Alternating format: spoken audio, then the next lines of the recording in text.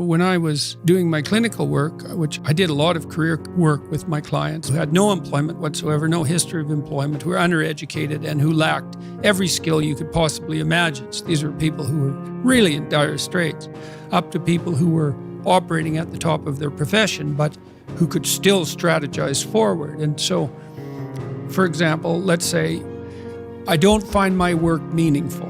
All right, so that's a problem statement. It's like, well, why not? I find the work I do repetitive and boring and without spirit.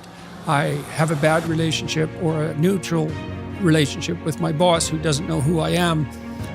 I have problems with coworkers. All of that needs to be differentiated, right, and analyzed in detail. So we might say, for example, let's say you believe that you're undervalued at work, and maybe you are.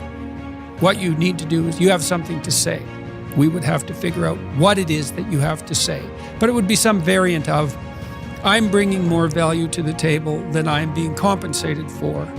And it's also not good for you being my boss, because if I'm actually more valuable than is being recognized, then the fact that you're not valuing me properly means that I will become demoralized, I won't work properly, and you won't get the best out of me.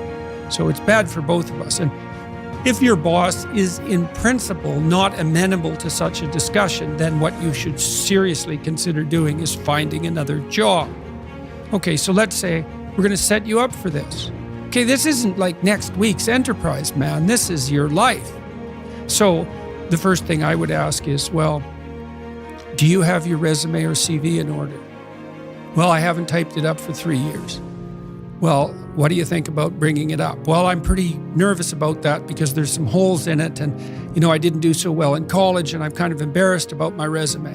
Okay, bring it in. Let's go through it. Let's at least update it. Let's look where the holes are. Let's look at where the inadequacies are as far as you're concerned, right? This isn't my judgment, it's your judgment. Let's walk through those judgments and see if they're warranted.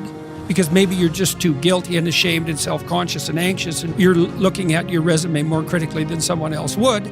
And maybe there's some holes that you need to rectify. You were 2 courses away from your BA and you dropped out or something like that.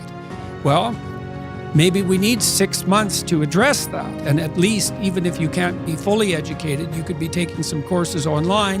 And so when you went to a new job interview and they said, what about this hole? You'd say, well, I came to terms with that 6 months ago, and in an effort to rectify it, I'm taking the following courses, and here's my plan for completion. That's a really good answer.